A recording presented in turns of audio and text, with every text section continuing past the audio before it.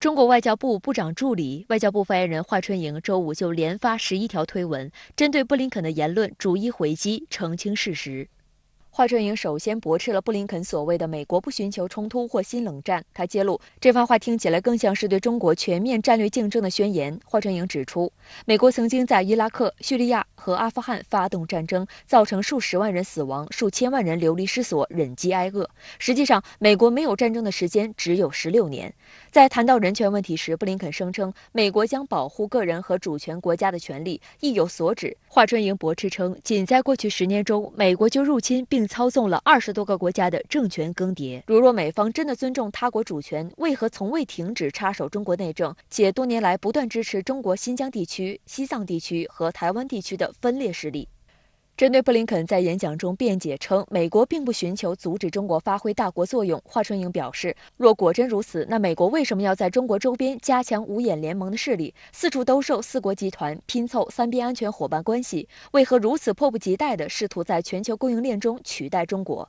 演讲中，布林肯在涉台问题上再次玩起文字游戏。虽然声称美国仍然坚持一个中国政策，但特意强调这个政策以与台湾关系法、中美3个联合公报和所谓对台6项保证作为指导，十分狡猾地把中美3个联合公报放在中方根本不予承认的2个美国国内法中间。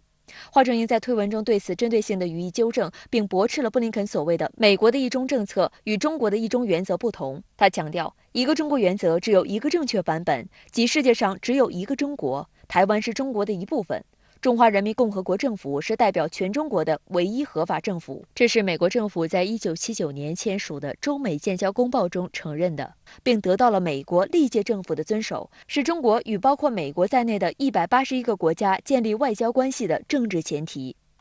最后，关于布林肯声称美国将与中国进行建设性接触，2个伟大的国家可以和平共处，华春莹回应称，美国的这些话我们已经听了很多次了，中国正随时准备着和美国朝着合作共赢的方向努力，事实胜于雄辩。对于布林肯在演讲中的这些承诺，我们将拭目以待。针对中美经贸问题，布林肯在演讲中妄称中国让美国工人损失了数百万个工作岗位，伤害了工人和企业。此番言论无疑又将美国单方面发起对华贸易战的责任甩锅给中方。实际上，在承受贸易战苦果的同时，拜登政府也一直在对华关税问题上进行所谓的评估。美国贸易代表办公室周五宣布，将把对中国部分医疗产品的惩罚性关税豁免延长6个月至11月30号。去年11月，相关的关税豁免曾延长过1次。围绕这一紧迫问题，白宫内部最近出现罕见争吵。作为前任美联储主席，对处理通胀问题有着绝对权威的美财政部长耶伦，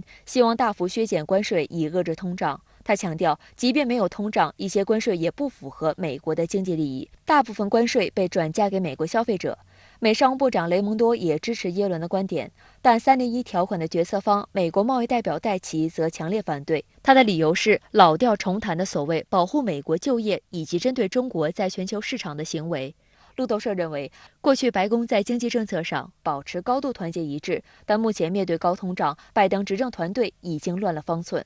中国外交部发言人华春莹周五在驳斥布林肯在经贸问题上的相关言论时就指出，美国对中国的贸易战让美国公司损失了1.7万亿美元，24万个工作岗位，每户美国家庭每年开支多了1300美元。在特朗普政府时期，美国的经济政策，尤其是在关税的方面出现的问题，它的溢出的负面的效应还在一个显现的过程当中，这也是大家非常担心的。为什么一再的豁免而不从根本上改正错误？说明美国政府总是希望留给自己所谓的更多的对中国进行打压、伤害中国的手段和空间，而更多的没有考虑到的是这一系列的做法可能会给自己带来什么样的长远的影响。